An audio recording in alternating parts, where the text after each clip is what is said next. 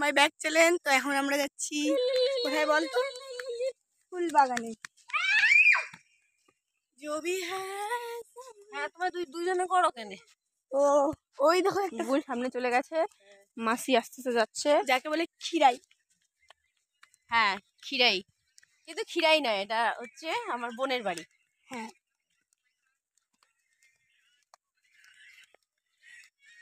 আমরা যদিও বা লেটে চলে এসেছি, আরো আগে আসলে আরো অনেক ফুল দেখতে পেতাম, লেট হয়ে গেছে।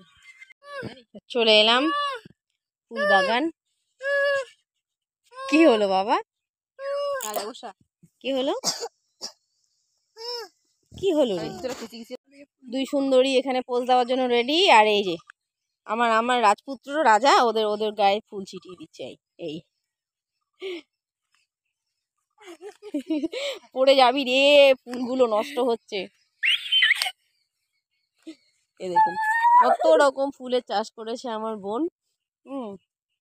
আমরা তো গত বছর খিরাই গেছি, তো এবার ভাবলাম আর খিরাই না গিয়ে এবার আমার বোনের বাড়ি আসি, সব ফুল দেখি।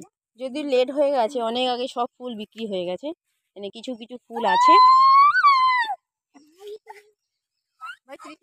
বাবা এগুলো কি ফুল গাছ রে? এখনো হয়নি, এগুলো ফুটবে।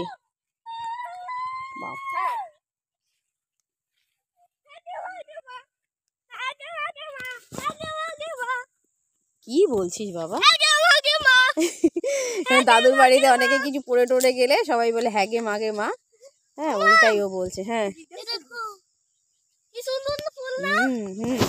আমরা ফুল বাগানে এসে ছবি তুললাম, কতগুলো ভিডিও করলাম।